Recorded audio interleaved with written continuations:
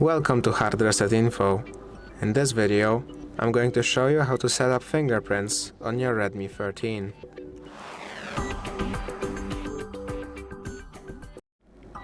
To set up fingerprints, go into Settings.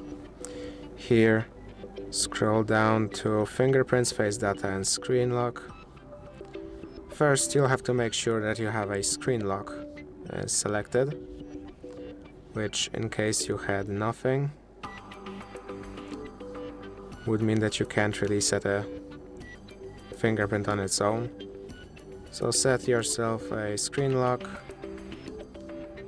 confirm it, just make sure you remember it, because your phone might require you to input your screen lock once every 3 days roughly, or less or more, depends on the phone.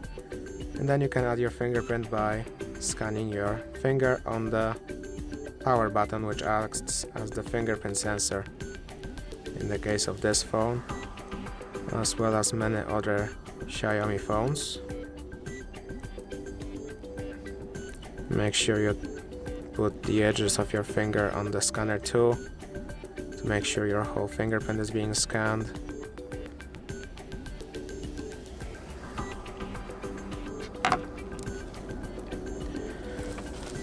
And of course, it's going to ask you if you want to add face data. Let's skip that for now.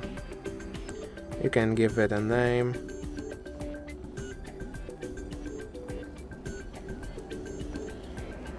And then confirm. Now on some phones, when you are in this menu, you can scan your fingerprint.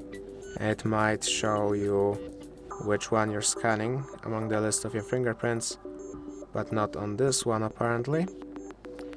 You can of course set your fingerprint to also act as your privacy password and to work for app lock.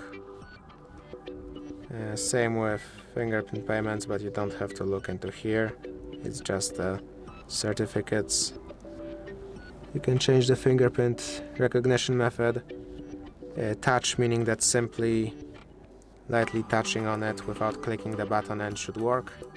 But if you have it set to press, then it won't automatically detect it from you just touching. You'll have to actually press the button in.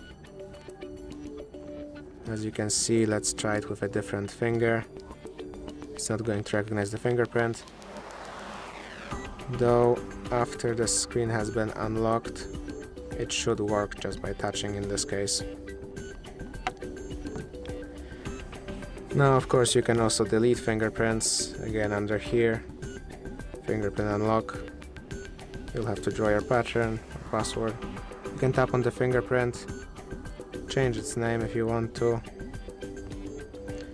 and click on remove if you want to remove it. If you found this video useful, please consider subscribing, leave a like and a comment down below.